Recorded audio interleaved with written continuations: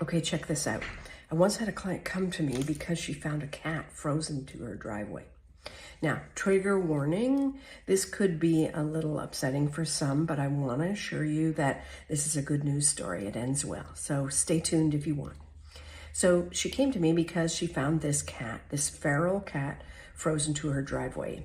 It had been raining significantly the day before, and at night, there was an ice storm, and she found the cat frozen the next morning on her driveway. Now, she has a farm and she has some feral cats that come around, and she recognized this cat, and it had clearly been in some type of a altercation. It was clearly injured from something else, and then I guess tried to find a place to rest or was exhausted and in the rain, and then ended up getting frozen to the driveway. So this was on a holiday, couldn't take the cat to the vet. So her and her son managed to thaw the area enough around him in order to get him inside. They covered him in blankets.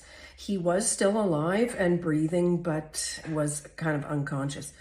So they did their best that day to thaw him out. And he was clearly in a lot of pain, and clearly there was quite a lot of things going on with him. So the next morning when the vet opened, they took him right away. They were able to move him around and touch him, obviously, because he was not well. And the vet looked at him, and he had frostbite on a lot of different areas, obviously, of his body. He lost actually the tips of his ears, and he had quite a lot of damage to his skin, to his paws, and specifically to his tail. And the vet said, take him home, and if he survives, and take care of him as best you can, put this cream and antibiotic stuff on his skin as best you can. And if he survives, I recommend that we neuter him, and we're going to have to remove part of the tail, he suspected. So she brought him home, and of course, because, he did start to come around a bit and eat and drink, and she had him in one room in his house, segregated, obviously, from other animals in her house, because she has quite a few. And so they had left him food and water, and she tried to help him with some cream and lotion and antibiotics and stuff like that, but obviously she couldn't touch him because he was feral. So she came to me and said, is there anything we can do? And I said, let's give it a try. I primarily work with people and their domesticated animals, but thought, let's do whatever we can for this cat. So we did a couple of sessions, and after the first session, what was quite remarkable was about an hour after we did the session, she went into the room to see how he was doing. He came right over to her, jumped up in her lap, was purring and looking for rubs and pets, and almost behaving like a domesticated cat.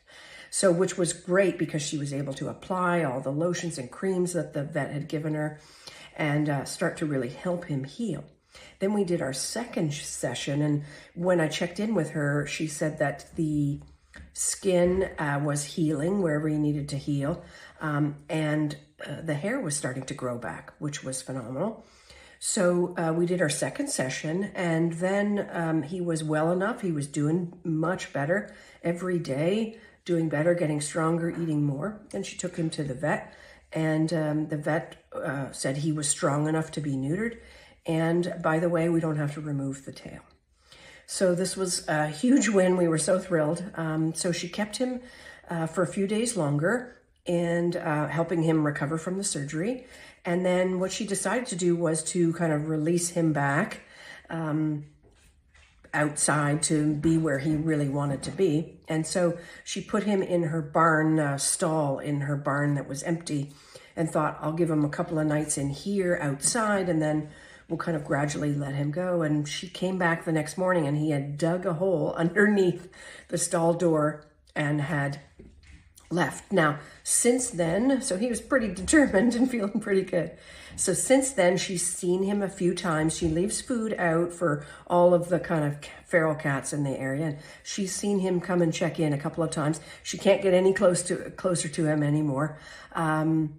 But the hope now is that he is familiar enough with her now and feels comfortable that he will come maybe and stay at least in the barn during this winter when the weather gets rough, at least he feels like he has a safe haven to come to. So a real win for hypnosis and for working with an animal, a feral animal. So if this interests you in any way, I know you might not necessarily have a feral cat, but if we can do that with a feral cat and help it heal, then imagine what we can do for a domesticated animal of any kind, one who is fully connected to you and loves you with all their heart. We can make some significant changes in health and in behavior.